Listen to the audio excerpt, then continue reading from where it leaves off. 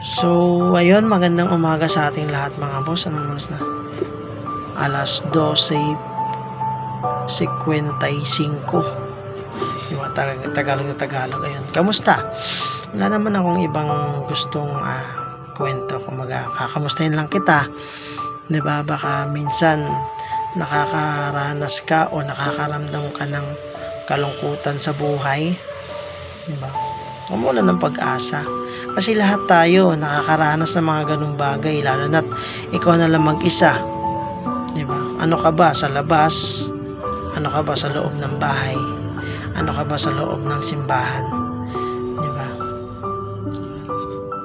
Ikaw mismo makakasagot niyan, busing kapatid. 'Di ba?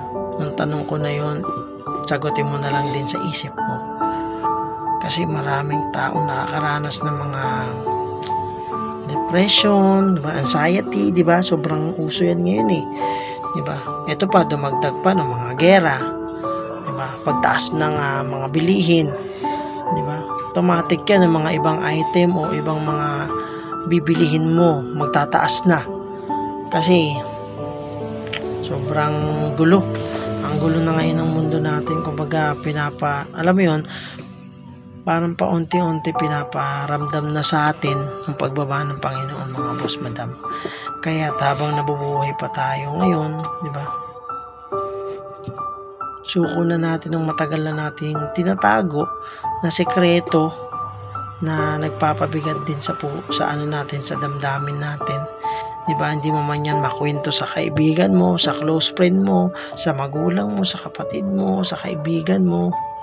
Yan, pwede mong ilapitan sa Panginoon kasi hindi ka huhusgahan. Diba? Mas gagaan ang pakiramdam mo pag ganon. Diba? Ayun lang naman. So, medyo ramdam ko nung antok ko ngayon eh. Kasi kanina, kwento ko lang din.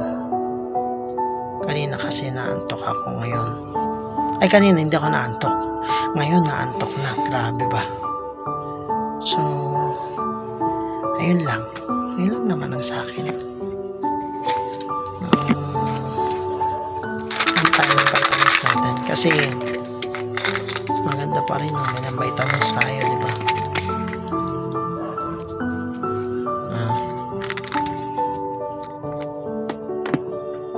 Mga boss. Ininom ko siya pag bago ako matulog. Para pag gising ko, fresh ako.